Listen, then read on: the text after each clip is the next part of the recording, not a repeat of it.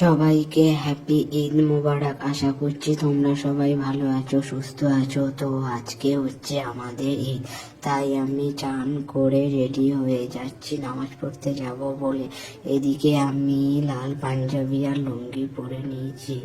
Guys, নামাজ পড়া হয়ে যাওয়ার পর আমি বাড়িতে এসে চলে যাচ্ছি কবর জিয়ারত করতে।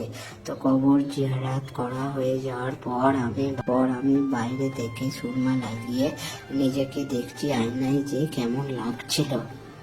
তো গাইজ, এখন বাজে 4:10 আর আমি ঘুমোচ্ছিলাম। তো দেখি ওরা ফোন করে বলছে যে ঘুরতে যাব, তাই আমিও ওদের কথা মতন রেডি হয়ে বেরিয়ে পড়লাম ঘুরতে যাওয়ার উদ্দেশ্যে।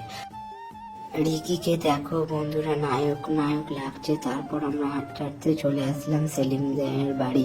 আর সেলিম বাইকটা বের করেছে, আমরা বাইক নিয়ে ঘুরতে যাব।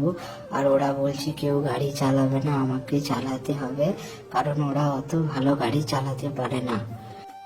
গাইস, আজকের ওয়েদারটা কিন্তু খুব অসাধারণ ছিল, তার জন্য গাড়ি চালাতেও বেশ ভালো লাগছিল। তারপর আমরা চলে আসলাম শঙ্করপুর পেরিয়ে আমডাঙ্গার কাছে। তারপর এখানে দাঁড়িয়ে কিছু ছবি তোলা হয়েছিল, ওরা দেখছিল ছবিগুলো কেমন এসেছে। তারপর আমারও কিছু সিঙ্গেল ছবি তুলে নিলাম। তারপর গাড়ি রিকি চালাচ্ছিল আর আমি পিছনে বসেছিলাম, কারণ ওরা ভালো করে ভিডিও করতে পারছিল না। তাই আমি বললাম যে ভিডিওটা আমি করি, পিছনে বসি, তোরা গাড়িটা চালা। গাইস, ছোটবেলায় কিন্তু আরো বেশি আনন্দ হতো, কারণ তখন আমরা ছোট ছিলাম, তখন আমাদেরকে সবাই ভালোবাসতো, অনেকগুলো জামা কাপড় দিত। আর তখন আমরা বাইক ছিল না, তখন আমরা সাইকেল নিয়ে ঘুরতে যেতাম বন্ধুরা। আর তখন গ্রুপে আরো লোক থাকতো বেশি, আর এখন সবাই যে যার মতন হয়ে গেছে।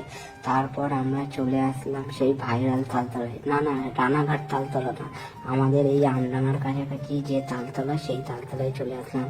আর এখানে কি সুন্দর পরিবেশ। তারপর আমরা এখানে কিছু ছবি নিচ্ছিলাম, তারপরে দেখি এই হিজড়াটা এখানে এসে কি করছে। গাইজ, এখান থেকে ছবি নেওয়ার পর আমরা চলে আসতাম কন্যামপুরের চায়ের দোকান। আর এখানে এই ঝিলে প্যাটেল বোর্ডও থাকে, অনেকে চড়ে, আমরা চড়বো না অবশ্য। তারপরে আমি ঢুকে দেখি এর মধ্যে বাচ্চারা ঢুকে কি করছে, এটা আমার তো খুব ভালো লাগছিল দেখে। তারপর এখানে সন্ধে সন্ধে ভাব হয়ে গিয়েছিল, আর এখানে প্রচুর লোক এসেছিল।